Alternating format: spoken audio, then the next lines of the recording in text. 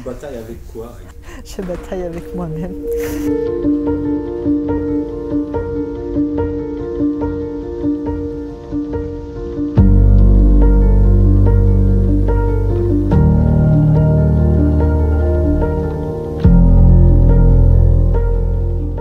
Je suis quelqu'un de très anxieuse à la base et je pense que ça, c'est un héritage de mon enfance. Je suis fière de mon parcours et j'ai quand même besoin de temps en temps d'avoir des exutoires pour pouvoir entreprendre des choses qui me font peut-être peur. En fait, j'ai besoin de créer des endorphines dans mon cerveau pour avoir une vision plus claire parce que c'est vrai que le matin, je me réveille parfois avec toutes ces idées. C'est un peu le bazar dans ma tête et le fait de se concentrer sur une activité, ça permet de méditer et ton corps revit en fait après le sport. C'est aussi une philosophie de la vie de se dire que t'avances, parfois tu dois reculer pour mieux rebondir, essayer d'être souple dans la vie. C'est très important d'être flexible parce que si tu es quelqu'un de droit, de rigide, mais du coup tu vas, comme en période de crise, si tu es quelqu'un de rigide, tu vas pas passer le cap. Mais si tu es quelqu'un qui comprend ce qui t'entoure, qui essaie de s'adapter, qui est flexible, tu pourras plus à même de faire ton chemin.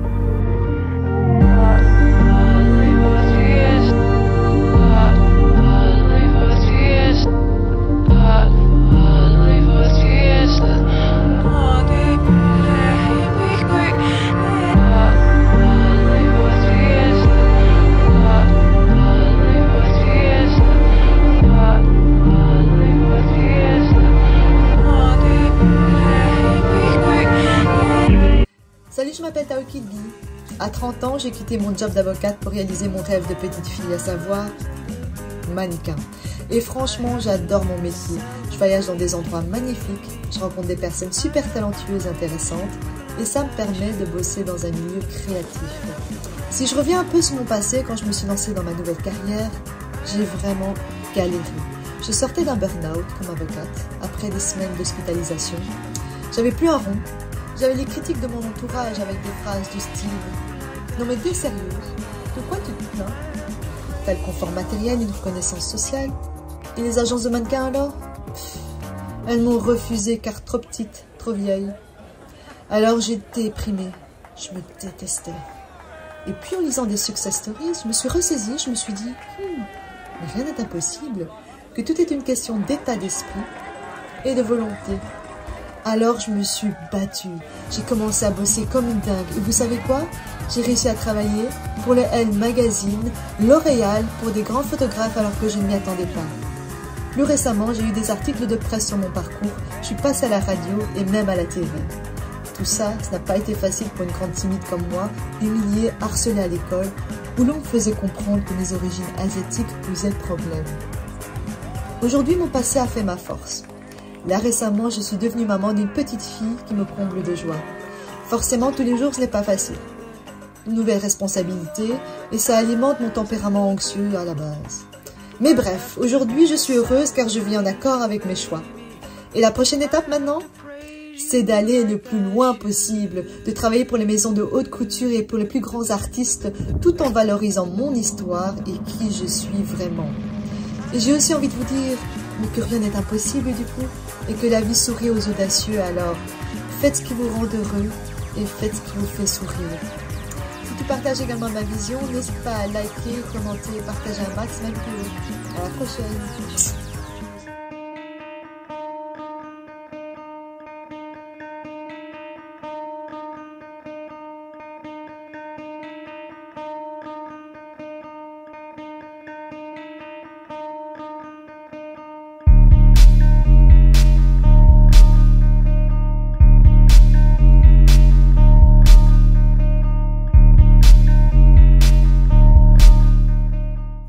Je me sens plus belge que vietnamienne.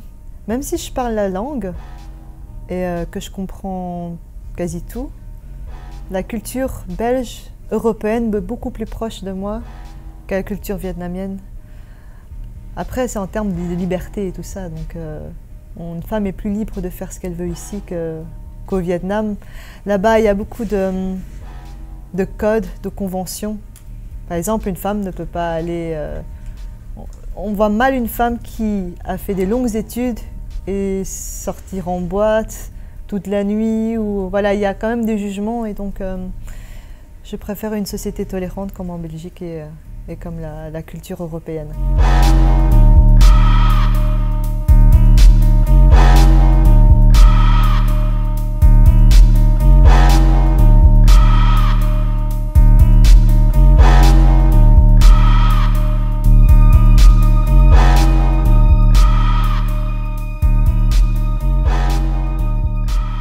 Tu étais petite, alors tu sentais que tu es étrangère à l'école? Ah oui, ça c'est sûr.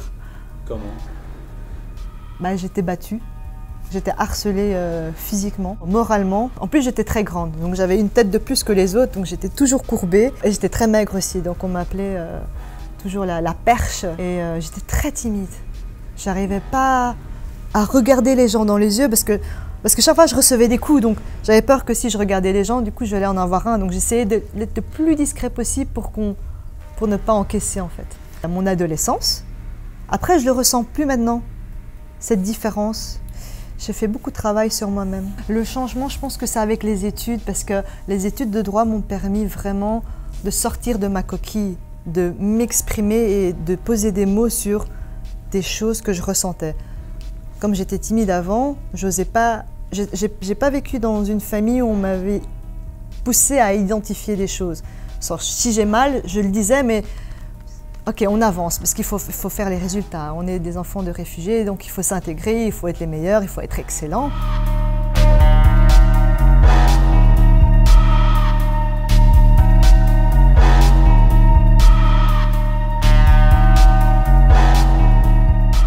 C'est la culture vietnamienne, j'imagine, pas seulement que vietnamienne, dans beaucoup de cultures, c'est de se dire qu'on doit contribuer de manière économique à la société, au rouage, pour que la machine continue à marcher. Alors ça, c'est une vision assez, je dirais, archaïque des choses, plutôt post-industrialisation. Après, une fois que tu accèdes à un certain confort, tu as l'occasion, la chance de penser à d'autres choses. Quel est le sens de la vie? Qu'est-ce qui te fait vibrer? C'est quoi pour toi le bonheur? Et c'est vrai que j'ai la chance d'être née dans une famille où c'est vrai que mes parents, ils ont dû travailler. Mon papa, ma maman, elle a dû nettoyer les toilettes dans des magasins. Elle a commencé au bas de l'échelon, alors qu'au Vietnam, elle était dans la classe élevée. Mais en venant ici, elle n'avait plus l'argent. Mon papa, il a travaillé en tant qu'informaticien. Donc, allez, on était modeste, mais pas non plus pauvre. On était modeste. Et puis après, ils ont beaucoup travaillé et on a eu une vie heureuse en fait avec nos parents. Ça, c'est sûr. Ils nous ont beaucoup apporté. On est partis en vacances quand même. Donc ça, je les remercie. J'ai pas le souvenir parce qu'à l'adolescence, j'étais toujours en train de travailler. J'ai vraiment pas eu. Les gens, autour de moi, ils me disent « Ah, je suis sortie en boîte à 16 ans ». Je dis « Ah ouais, super ».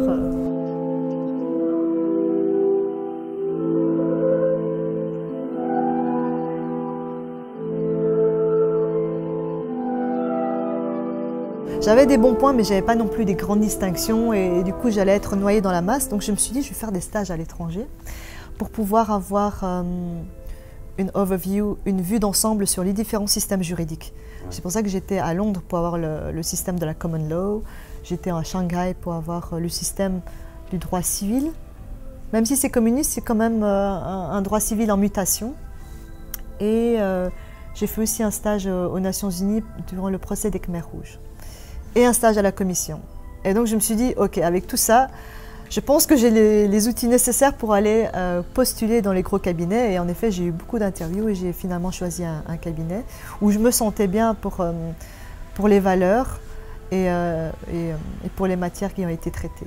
Au Cambodge, c'est un pays tellement merveilleux, mais il y a tellement de choses à faire. Droits de l'homme, bien sûr, qu'ils ont bafoué à beaucoup de niveaux, au niveau de l'environnement. Et c'est aussi une société tellement jeune au Cambodge qu'il y a une grande partie de la population qui nie un peu ce qui s'est passé avec les génocides. Pour eux, c'est possible que le génocide n'ait jamais existé. D'ailleurs, en Belgique, on a peu communiqué sur ce génocide. Pourquoi on ne parle pas? Ouais, parce qu'on a préféré se concentrer sur des génocides qui sont plus proches, géographiquement parlant.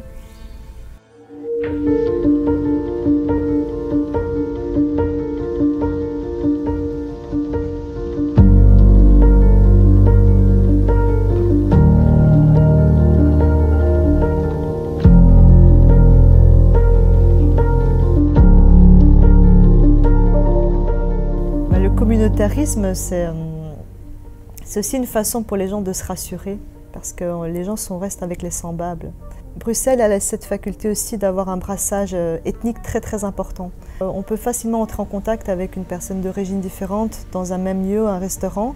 Il n'y a pas, je trouve qu'il y a moins cette barrière sociale que dans d'autres villes comme à Paris, où les gens parfois peut-être restent plus en arrondissement. Et ici, les gens vont encore facilement, je trouve, vers l'autre, même s'il y a encore bien sûr des gens qui restent entre eux. Le mannequinat, j'ai toujours voulu faire ça depuis que je suis toute petite, parce que ma sœur, elle m'a rappelé déjà, on est très proches avec ma sœur, elle m'a dit « Mais tu sais Tao, tu faisais déjà quand tu étais toute petite », je découpais les pages de publicité de parfums, Paco Rabanne, Calvin Klein avec Kate Moss, et je les placardais sur les murs de ma chambre. Et je m'endormais avec cette image, cette idée de femme, d'ode à la féminité, de sensualité, de vision onirique de ce qu'est une femme, dans toute sa fierté. Et c'est des images qui sont restées en moi, je ne sais pas pourquoi, ça je dois l'avouer, mais j'ai toujours voulu, à mon avis, ça m'a fait penser au rêve de Cendrillon. J'ai eu un conflit de valeurs et c'est là que j'ai dit, en fait non, je ne veux pas faire du tout avocate, je veux juste être mannequin. Mais je ne lui disais pas à voix haute, je lui disais non, je veux travailler dans le glamour, je veux travailler dans le visuel, dans la création. Je veux pouvoir jouer et changer d'être un personnage différent, dans une autre atmosphère, dans une autre dimension. Et j'ai continué à être avocate parce que je me suis dit que c'était qu'une lubie. Et à un moment donné, j'étais tellement malade que j'étais tombée en burn-out où je suis restée plusieurs semaines à l'hôpital. Et j'ai même pas dit ça à ma maman parce que je savais qu'elle voulait me convaincre de revenir à être avocate.